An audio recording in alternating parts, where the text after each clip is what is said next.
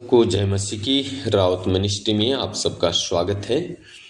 Ministry को subscribe करें, comment करें, शेयर करें ताकि प्रतिभूर प्रभु का वचन आपके पास आए, आप आशीषित हो। आमीन।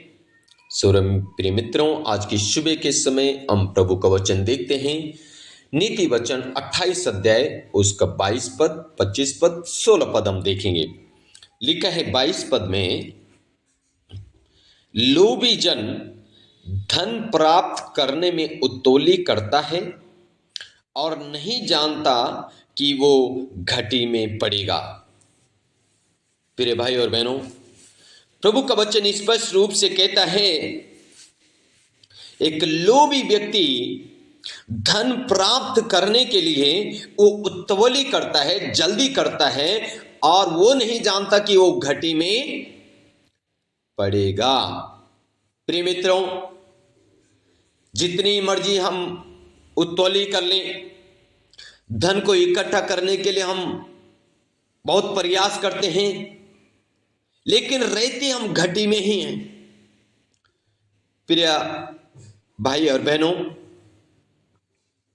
परमेश्वर से बढ़कर जब आप धन को स्थान देते हैं तो हम धन के द्वारा फिर आशीषित नहीं हो सकते। इसीलिए लिखा है, लोभी जन कभी अपनी जिंदगी में आशीषित नहीं हो सकता, वो घटी में ही रहेगा। इसीलिए लिखा है। और लोभ, मेरे प्रिय भाई और बहनों, कुलुस्सियों अगर 3:5 हम पढ़ते हैं, वहां लिखा है, लोभ मूर्ति पूजा के बराबर है। लोभ मूर्ति पूजा के बराबर है, जिसके खिलाफ परमेश्वर जाता है और हम आशीषित नहीं हो सकते हैं। हालेलुया। इसलिए लिखा है, अपने उन अंगों को मार डालो जो मूर्ति पूजा के बराबर है। प्रिय आजीजों, लोभ मूर्ति पूजा के बराबर है, इसलिए हम उन अंगों को मार डालें।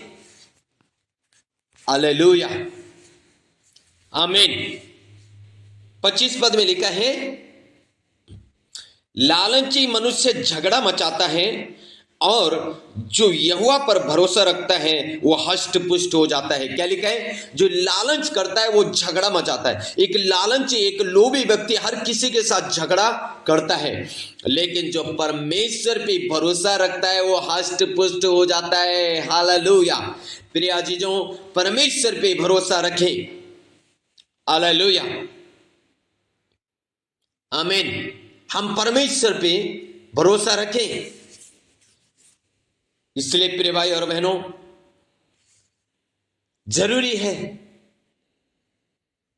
कि हम परमेश्वर पे भरोसा रखें। फिर 16 पद में लिखा है 28 का, जो प्रधान मनबुद्धि का होता है वही बहुत अंधेरा करता है और जो लालच का बैरी होता है वो दीर्घायु होता है। हाँ जी, जो लालच का बैरी होता है, यानी जो लालच नहीं करता है वो दीर्घायु जीवन जीता है, उसको परमेश्वर दीर्घायु जीवन देता है। इसलिए मेरे प्रिय भाई और बहनों, हम लालच ना करें और हम लालच में ना फंसे रहें। हालेलुया। हम लालच में ना रहें, हम लालच में फंसे ना रहें, ताकि हम परमेश्वर पे भरोसा करें। और बाइबल कहती है, जो धन परमेश्वर देता है उसमें दुख नहीं देता है। इसलिए धन कमाने के लिए उतावली ना करें। आमीन।